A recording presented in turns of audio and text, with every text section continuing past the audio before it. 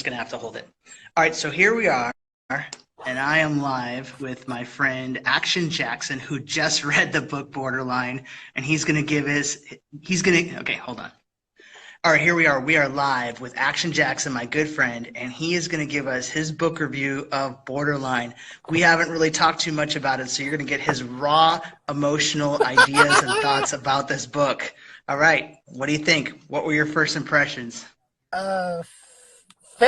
Dysfunctional family dynamics, man. This book is thought-provoking, you know what I'm saying? It makes you think afterwards. And as you're reading it, you're like saying things in your head about certain characters, and you're rooting for certain ones. You see certain characters you're rooting for, but then they do something to mess it up, so you go against them, and you're like cussing in your head while you're reading it. And there's just different things in this book that just grabs you by the balls, you know. So what were some of the moments that really made you feel affected by like what was going on to the characters? Just the whole thing of the family moving to, you think in the Midwest there's not that much drama, or it's not like LA or California, but when the dad went out there as a pastor, that's when the shit hit the fan. You know what I'm saying? The son gets a job. I don't want to ruin anything, but you know, the son just becomes, one of the sons becomes a, can I cuss or no? Whatever you want. The son becomes a fuck up. You know what I'm saying? Jose's a fuck up. He doesn't know what he has. He comes from a worse environment in Mexico to a better environment, we think, in Iowa, but he doesn't appreciate what he has. And he fucks that up and creates chaos and drama for the whole fucking family. It's a domino effect of shit. You know what I'm saying? It's just bad. And it's just bad how one domino or one bad apple can ruin things for everything. And people are trying to help him out, and then they get caught up helping him out. They fuck up their own lives. You know what I'm saying? And it brings stress. It brings a family dynamic, a whole bunch of negative energy. Yeah, negative energy throughout the whole thing. Just, you know, you have a beautiful family taking care of you, and then he just messes everything up. Messes up for his family, his mom and dad, his adopted parents, his sister, his brother. Like, come on, his girl. You know what I'm saying? It's like, you know what I'm saying? It's bad. I don't want to ruin anything, but yeah, the book is just some shit, man. Well, in another interview, actually, someone asked me if my brother, the one you're talking about in the book, is a villain in the story. And I said it's really hard to think of him that way because he's a very charismatic person. And in real life, you know, he's a nice guy sometimes, but he definitely has a dark side. And his actions have negatively affect a lot of my family members. But at the same time, you know, you asked me this earlier, do I consider him my brother? And the answer is still yes. You know, because no matter what, my family is still unified. You know, we still consider each other family after all that craziness. And in my opinion, after reading this book, I'm going to reread it again, of course. I believe Christian, the narrator of the book, is a hero because he tries to keep his family together. He's there for his brother. He's there for his mom. He's there for his dad. He's there for his sisters. And then in the end, he's not there for himself, and it messes him up. I don't want to ruin it for people who haven't read the book, but just remember what I said. He's there for everybody else but himself, and that creates chaos for him. I'll tell people that person you're talking about is based off of me. And my dad actually just said those very same words the other day. He's like, you try to help everybody else, but not yourself. You need to focus on doing that more. He goes, it's going to really affect you even more with your health. And it was just so weird that you just said those exact same words. I never met his dad. Word for word. I never met his dad.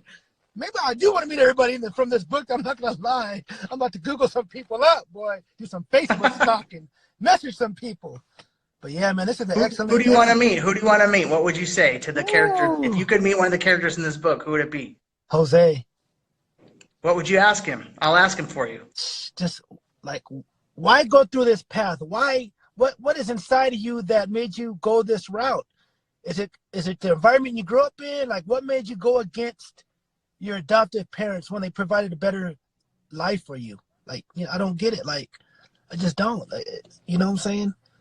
Well, I've actually asked him that question, and he said, you know, he never felt accepted by my father, and he never had a father figure in his life, he says. And so he, you know, was looking for that kind of acceptance and love through another family, which was the gangs. And they gave him that camaraderie to actually feel belonging. And so when he, you know, went to go visit his birth mom as an adult, he also realized very quickly that he didn't belong there either.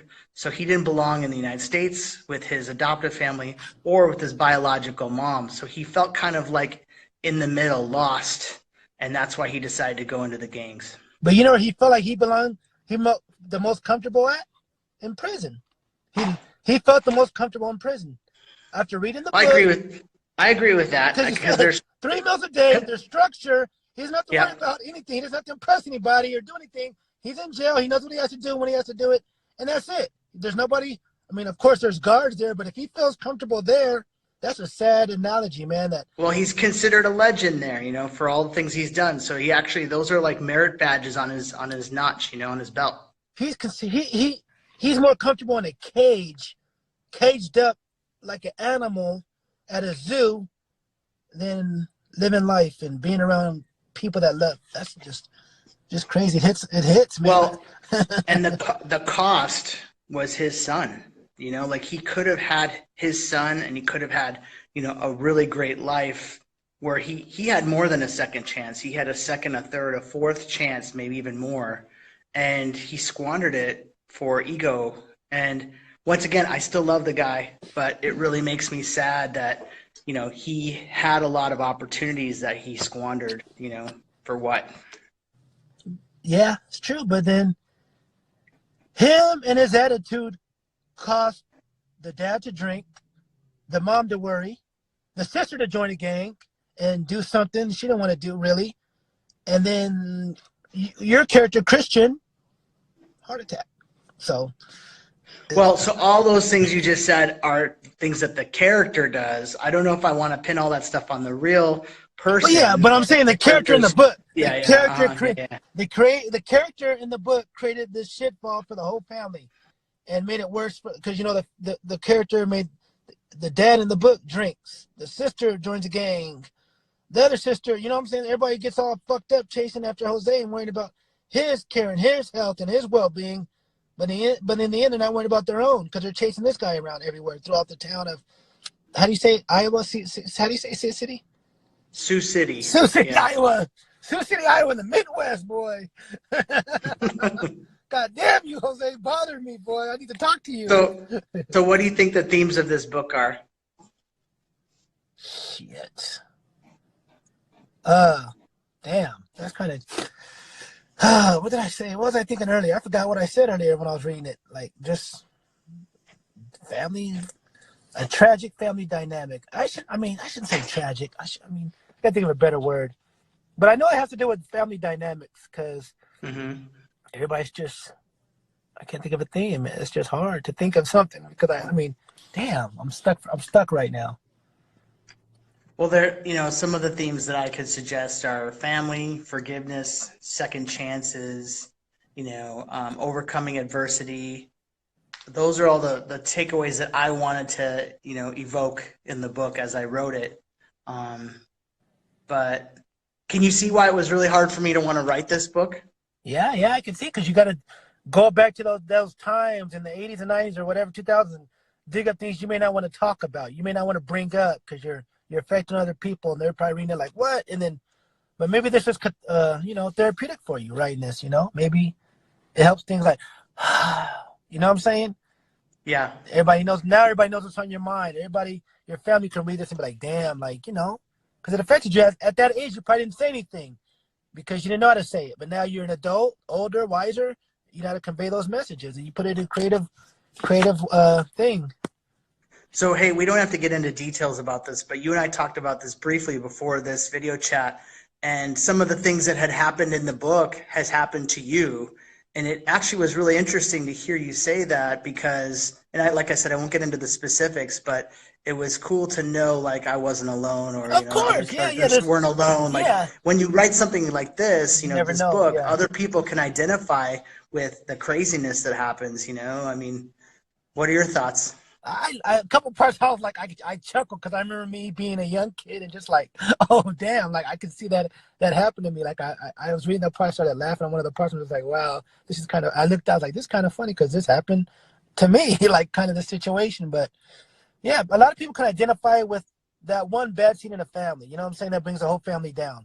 You know what I'm saying? Whether it be criminal or just whatever stuff going on. There's always, and the parents are always taking them back, always taking the sibling back, because in the end, that's their kid. It may not be blood, but they help raise it. They're always going to have a soft spot for them. You know what I'm saying? And I see that I see that in everyday livelihood of people like, well, he's my son. Well, your son keeps on fucking things up. And, well, I don't, you know what I'm saying? As a parent, I don't understand because I have no kids, but there's parents that just always have their kids back no matter what they do. And they don't know how to just say, you know what? I need to distance myself from them because they're killing me and things around me. But they just can't do it sometimes. I mean, as a parent myself, I don't know how I would be able to make that distinction. I mean, if they started to need help from me, or if they were in trouble, or their safety was in jeopardy, like that's what my job is to protect them and to make sure that they're safe and happy and, you know, doing okay in their lives. So what other takeaways did you get from the book? That you, like, if someone's a new time reader who's never, you know, read this book, what would you recommend to them? Like, what would you tell them? A powerful, thought-provoking book that'll make you think. I like books that make me think. Like, you want more. Like, I know the book ended, but you're like, okay, what are they doing now? Like, you feel like you know them, even though you don't know them because it's in the book. You feel like you want to just talk. Like I'm saying, I want to talk to Jose. Like, where's he at? Like, obviously I can't, but it's just like, damn, like, you have a vision in your mind, like, okay, I want to talk to the dad, I want to talk to Ricardo, I want to talk to like the sister or the airport, you know what I'm saying? I visualize in my head talking to these people, just in there like, wow, like, can I hug them? Will I shake their hand? Will I, you know? Somebody just needs a big hug. So what would you tell the father in the story, Ricardo? Or what would you ask him? Either one. Like, did you ever want to give up and say, F this, Ricardo? Did you ever just say, forget this, I can't do this? You're like, what made you always have the strength to lend a helping hand? Like, why? Like, you know, because it seemed like he's a strong-willed man, except of course when he drank, but we know why he drank, and I think that's, you know, Jose made him drink and turn into an alcoholic for those certain amount of times. But like, I just wonder, like, what made you give you the strength to keep on going and doing this? Like, did you ever want to give up? I would think so. I mean, knowing my dad, I think he just pushed through it. You know, he's an alpha Hispanic male, like just trying to, you know, really be in charge of everything. And this was probably one of the few things that he was not able to control, which I think made it hard for him. He just kind of short circuited, you know. Yeah, I could see that. But when I asked him, I'm gonna step back in case he tried to swing or something, you know. No, he's almost 80 years old. Hey, he's almost 80 years old. Shit. Mike Tyson could be almost 80 years old. He still has that knockout streak. Like, hey man, before I ask you this, let me step back about 5 feet. You know. So my dad was at a college game, I think. Or maybe it was a football game. I don't know if it was college or pro.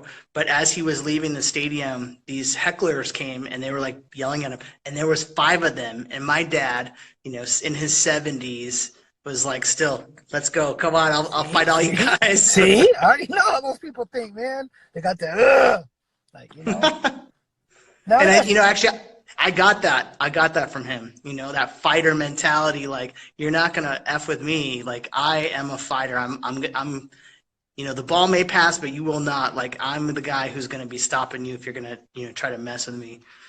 My next question, how often does your dad visit Jose's character? Wait, what? How often what? When was the last time your dad talked to Jose? The character. I don't know, actually. I don't remember the last time they talked. I know my mom talked to my brother last week, and she told him that there's a book being made, and he knows about the book, but she kind of gave him some of the cliff notes of the plot, and I think that was kind of interesting. And you know, he's in jail right now, so he doesn't really have a say in stuff. But he's you can't. Like, oh, okay. Are you gonna send him a copy? I'm torn. Part of me says no.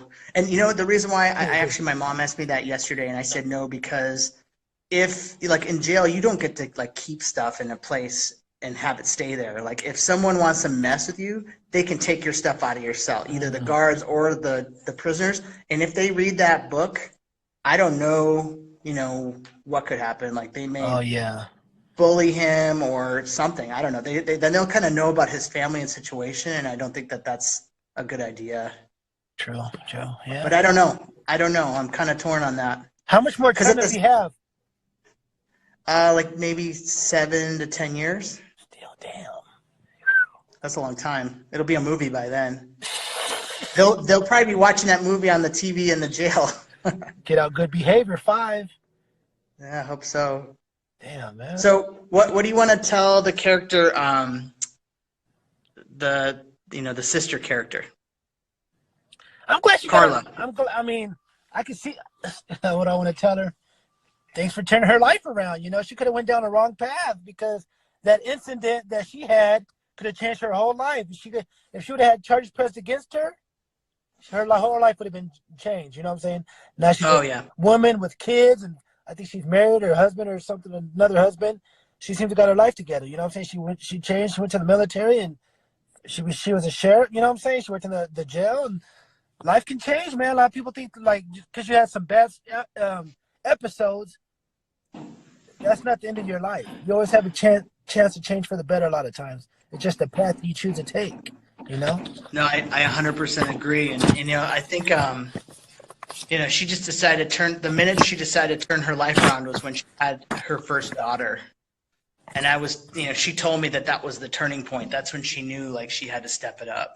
Like the Christian character wrote, your challenges never define you. You always have an opportunity to reinvent yourself. That's true. Just because you come from a bad neighborhood doesn't make you a bad person. You just have to be bigger than your environment sometimes. Don't let the environment take you over. If you come from a hood, there's instances people came from a hood that turned into doctors because they want to be better than their environment. That's why I like what you put. Your challenges never define you. You always have opportunity to grow. It depends what you do with that choice and that chance. Obviously, Jose's character, he didn't know how to use it. The sister character changed it for the better after some rough times, though. And because you know me, like, how was it reading this book, knowing like one of the characters in the book like so well? I was like, was that weird? Yes, but I try to block it out and then afterwards, and I was like, okay, damn. But reading it, I was like, okay, I don't want to read it as Alex. You know what I'm saying? I want to read it as Christian from a different perspective. But reading it afterwards, I bombarded you. I'm like, okay, this. And then I just like the little things. Everyone deserves a second chance at life, maybe even a third and a fourth chance. No matter what bad happens, it's how you handle your challenges that determines the life you live. Damn, I should put that on I'm about to change my Instagram post. Well, how is that relevant now? Like, whatever happens bad in your life, you can, change, maybe not change the outcome, but at least you can, your mindset helps you get through it. Like, I always say this, if you wake up and you have a chance to breathe, you have a chance to change your life. If you wake up, your eyes are open, you have a chance to change your life for the better each and every day you're alive. You know what I'm saying? But even at this crazy like pandemic, that we have, the sky is falling, news every minute on crazy stuff happening in the world. Like, can this book help in some way get people to know, like, hey, a disaster can actually be an opportunity? Yeah, because when a disaster happens, you don't stop living your life. You don't stop raising your kids. You still are mentoring your kids. You're still the father of 2 daughters. You don't say, hey, I can't be your father now because there's a pandemic going around. No, you get up every day. You're a provider. You provide for your wife. You provide for your kids. You don't stop living in your life because there's a pandemic going around, right? You still need to cook. You still need to eat. You still need to do everyday things you've done before this, right? And I guess the way I see it is you got to step it up a next level. Yes, so yes. Like, these are the times where you really have to like put what at least for me, what I tell my kids, now we got to take it to the next level. Like, we got to show, don't tell. Yeah. In this type of situation, like when the schools are closed and when the shit hits the fan from all sides, you just got to dig deep. And that's kind of what I really hope people get from this book is, like, the enemy is not always an external force. It can also be the enemy within yourself as well as, your immediate family. The challenges that we face aren't just like an identified bad guy. They're close. Yeah, it's true, man. It could be enemy, could be within, like you said, within a family, a friend. It's just like, damn, man, it's crazy, unbelievable. So are there any other takeaways that from the book, or any questions you have about any of the characters or the plot or anything? Nah, it just all comes together. I'm gonna reread it again because a good book could do that to you. You read it, you're like, damn, I'm gonna see if I missed something or a movie. You know what I'm saying? Like, I just want to know how the characters are doing. Like Mateo, where's he at now? Is he okay? How's his dynamics? How's his like mind right now with his dad and mom? You know what I'm saying? A lot of stuff like that. Like that intrigues me. How his life's gonna turn out and stuff like that. You know, we know how you're doing. We know where Jose is. We know how the sister is. But it's a kid that was like innocent in all this. What's he been like? How's his everyday school life? Like, is he affected by this? Like, where's your dad at? Oh, in jail. Why? Kids. Yeah. Well, he lives with his in real life. The little boy lives with his mom, and he's not like really allowed to see my brother, and the mom basically has sole custody. And I mean, obviously, because my brother's in jail, but like the little boy kind of, I think, has lived his life not having a dad for so long. Even though they've met each other, I think, don't really have a relationship. Now, see, So, now that may create, I don't know, help, because his father didn't have a father in the household. Now, this kid's gonna grow without a father in the household. What's his dynamics gonna be later on in life? You know what I'm saying? History repeats itself until you stop that and you create a block, in the right direction. Now, will he channel that injury to something positive, or who's around to nurture him and talk to him and pick his brain, So do I let this little boy read this book when he's older? Like, maybe in the next, like, what age should he read this book if he should, How old is he now? 8. Probably a teenager. I mean, is it up to you to let him read the book though, or is it like doesn't it? Well, his mom bought the book like 2 weeks ago, and I didn't know. And she's like telling the sister character in the book, she's like, "Yay, I got the book!" And my sister was like, "I'm just letting you know, some of this is based on fiction. A lot of it is real, but just the part where you're in it, you're not gonna like. I'm just letting you know." So, has she read it yet? No idea. Why don't you ask her? You scared? Yeah. Yeah. Hey, yes, I am. Okay, look at you. You're like all these miles away from her, but still like, like your dad. You're like, damn, like, no matter how old you are, you're grown. We're still want some people's like my sister or my dad, like, oh my God, you know what I'm saying? Like, you still want that respect and stuff, like. Well, I really would like to say that I don't really care what people think about me, and I try to live my life. We all do. Yeah, we do. Cause that's your. But I do. I won't lie. Like, I do want people to understand that this book was a story that had to be told, because I thought that I was going to have heart surgery, and even now, with this crazy pandemic, we don't know what tomorrow's going to bring. I wanted this book to come out because if not, some of the biggest dreams out there and live in the cemetery, unrealized. And so if she gives me a bunch of grief, I'm prepared for it. I had to mentally prepare for that for 20 years, what was going to happen if I told this, and the thought of being gone myself kind of overtook the idea of being embarrassed or judged. Yeah, so. Man. Cool. But it's a great book. I'm going to reread it. Once again, everybody, I got to go in a minute, but everybody go get this book, Borderline. But my man right here, Alex Orellana, join. Can you hold the book up to yourself? Like, hold it up so I can see both of you in the book. All right, and give your 30-second review to the audience. Great family dynamic book, intriguing, thought-provoking. Go check it out. You think about it. It's a very good book. Congratulations to my man. Appreciate you, man. Congrats. Thank you for coming on. I really appreciate it. No problem, man. No problem, brother. All right. Thank you. Right. Bye.